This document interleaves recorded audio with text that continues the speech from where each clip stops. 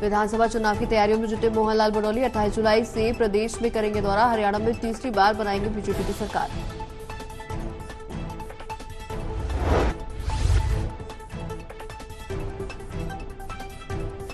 बहुत सारी जो घोषणाएं अभी हुई हैं, इन सबको पूरी तरह से अमली जामा पहनाने का काम होगा। और आज जो गरीब से गरीब आदमी ने भी सरकार में भागीदारी जो मिलनी शुरू हुई है, ये भागीदारी और मजबूत करने का काम करना है। आप तीसरी बार भारतीय जनता पार्टी की सरकार मुख्यमंत्री नायब सिंह सैनी जी के नेतृत्व में बनाने का काम करेंगे। तो जो प्रवास कार्यक्रम में शिरकत करेंगे सैनी। 2 अगस्त को कार्यक्रम में होंगे शामिल। एससी वोट जीतने का नहीं छोड़ेंगे कोई मौका। साथ ही सरकार के कार्यों की भी देंगे जानकारी।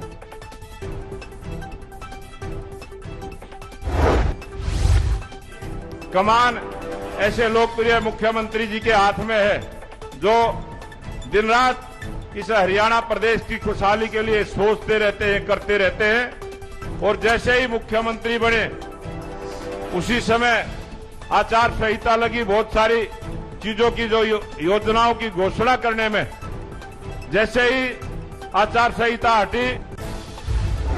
2 दिन के हरियाणा दौरे पर सुनीता केजरीवाल 27-28 जुलाई को करेंगे चुनाव प्रचार। अंबाला, रोहतक, भिवानी में होगा चुनाव प्रचार।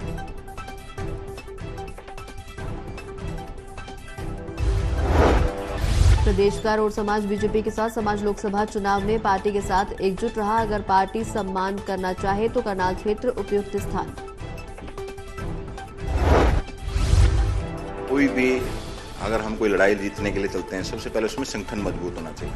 भाजपा के पास एक बहुत मजबूत संगठन है। हमारे पास हर तरह की इसके अंदर इकाइयां हैं, वो इकाइयां हमारी मौजूद हैं। इसके पास तो, कांग्रेस के पास तो कोई संगठन ही नहीं है किसी प्रकार का। तो इसलिए जो भी है उसमें अंदर टिकटार्थी है। जहां भी आप किसी हल्के में जाकर देखोगे, कोई वर्कर आदमी नहीं मिलेगा आपको, टिकटार्थी मिलेंगे।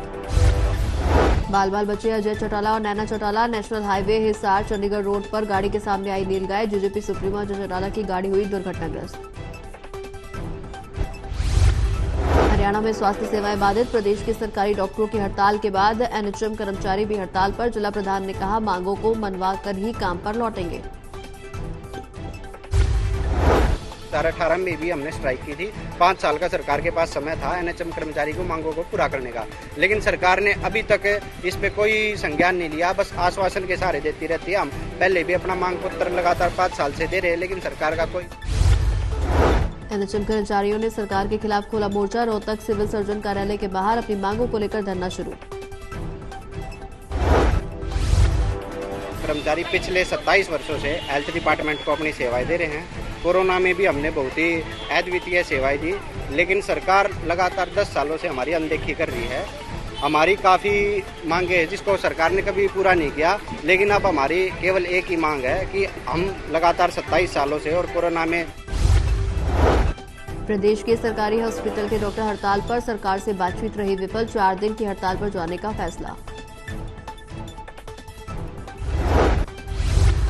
ये है कि जब तक सरकार नोटिफाई नहीं करती है हमारी सभी मांगों को, तो ये हड़ताल खत्म नहीं होने जा रही है। रोहतक में सर जो पोस्टमार्टम सिविल हॉस्पिटल की एक मोर्चरी है, इसमें सिविल हॉस्पिटल के डॉक्टर्स और हमारे जिले के जो हेल्थ डिपार्टमेंट के डॉक्टर्स हैं वो करते हैं।